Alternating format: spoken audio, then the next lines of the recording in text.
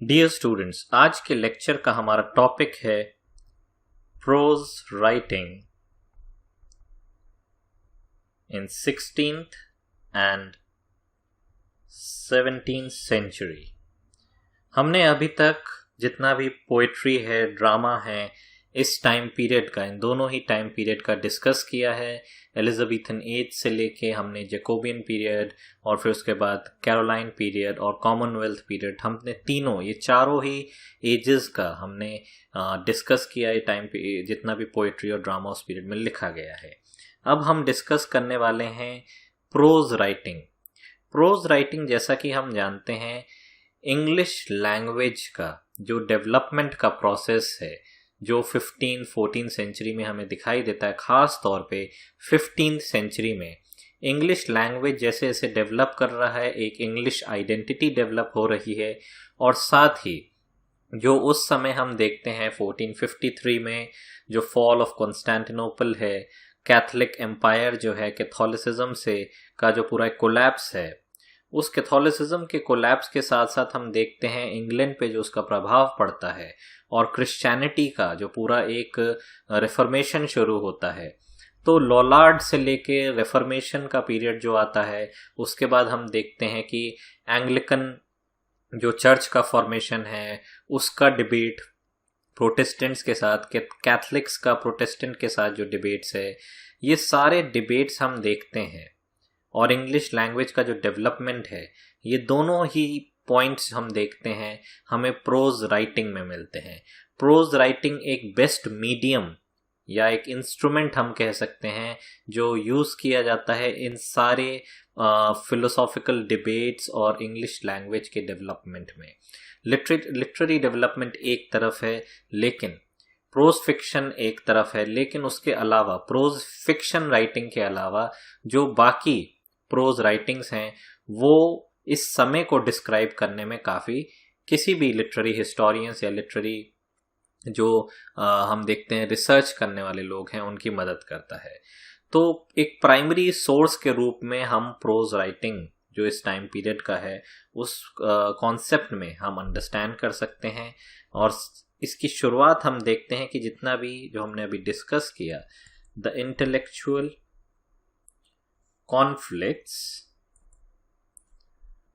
of the time and shift in opinions, वो कोई भी तरीके के ओपिनियंस हो सकते हैं, political opinions, religious opinions, are explicitly addressed in prose format than in any other literary form। तो ये एक इम्पॉर्टेंट एस्पेक्ट है कि जितना भी हम देखते हैं चेंजेस आए हैं उस टाइम पीरियड में, फिलोसॉफिकल चेंजेस, कॉन्फ्लिक्ट्स जो आ रहे हैं, रिलीजियस चेंजेस जो आ रहे हैं, वो सब हमें प्रोज राइटिंग में ज़्यादा मिलते हैं जितना कि उस समय के लिटरेरी राइटिंग्स में। और अगर हम prose writings apart from prose fiction का अगर हम बात करें, तो उसमें सबसे इम्पॉर्टेंट जो आते हैं वो है pamphlets, polemical religious arguments, political tracts, educational treatises, literary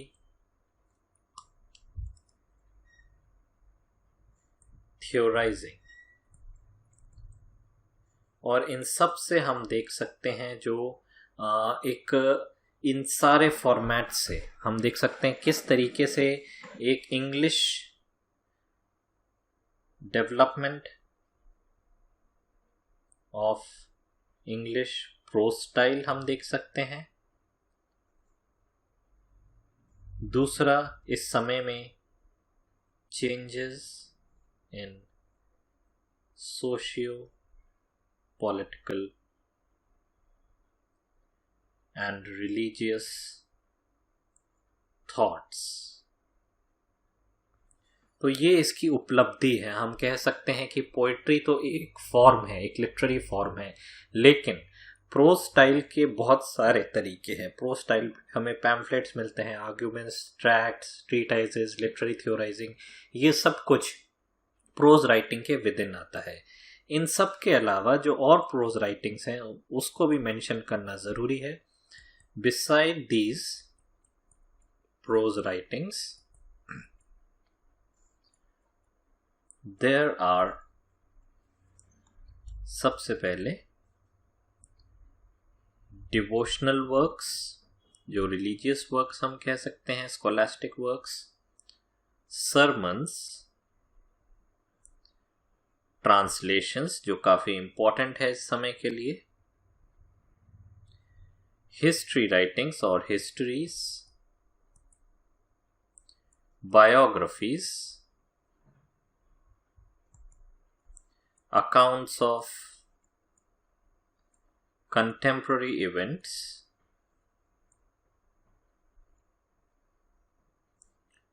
travel writing, and in the end, prose fiction। तो इन टोटलिटी अगर हम देखें पैम्फलेट्स के साथ पॉलिटिकल ट्रैक्ट्स, एजुकेशनल अगर हम देखें ट्रीटाइजेस जो हैं, उसके अलावा डिवोशनल वर्क, सर्मन्स, ट्रांसलेशंस जो काफ़ी महत्वपूर्ण है इस समय के लिए, क्योंकि जैसे जैसे इंग्लिश लैंग्वेज डेवलप हो रहा था वैसे वैसे जितने भी क्लासिकल वर्क्स हैं उनका ट्रांसलेशन इंग्लिश में किया जा रहा था। और उस ट्रांसलेशन का एक सबसे इम्पॉर्टेंट वर्क अगर हम देखें जो इस पूरे एज के लिए है और उसके बाद से अगर हम देखें जो पूरा वेस्टर्न फिलोसॉफिकल थॉट है वो बदल जाता है, वो ट्रांसलेशन है the most important translation during this period is of Bible from Tyndall version. Tyndale का वर्जन भी जैसा कि हम जानते हैं टिंडाल ने सबसे पहले बाइबल को इंग्लिश लैंग्वेज में ट्रांसलेट किया था और इस वर्जन को बाकी ट्रांसलेटर्स जो हैं Tyndall's version to the authorized version of the Bible in 1611। और हम देख सकते हैं जो ऑथोराइज्ड वर्जन है वही वर्जन आज के टाइम तक यूज़ किया जा रहा है। और इस ऑथोराइज वर्जन की वजह से हम देख सकते हैं जितना भी लोग लैटिन नहीं जानते थे, जो कॉमन पीपल थे, वो लोग भी रिलीजन को जो है खुद से इंग्लिश लैंग्वेज में उसको पढ़ के रिलीजन का अपना एक इंटरप्रिटेशन जो है, रिलीजन में बिलीव करना है या नहीं करना है, ये सब इंसान का खुद का एक पर्सनल चॉइस पे डिपेंड होना शुरू हो जाता है। लैटिन में जब तक अगर हम देखते हैं कि बाइबल रहता है तब तक लैटिन लैंग्वेज कुछ ही लोगों के लिए एक्सेसिबल है, तो उसको जब तक कोई बिशप हो या प्रीस्ट हो वो जब तक उसमें क्या लिखा है अपने खुद के पर्सनल इंटरप्रिटेशन से नहीं बताता है लोगों को, तब तक लोगों को उसके बारे में नहीं पता लगता है। लेकिन जब इंग्लिश ट्रांसलेशन हम देखते हैं हो जाता है तो इंग्लिश ट्रांसलेशन की वजह से जितना भी कॉमन पीपल है वो भी बाइबल को खुद से पढ़ के खुद से एनालाइज करना जो है शुरुआत करता है।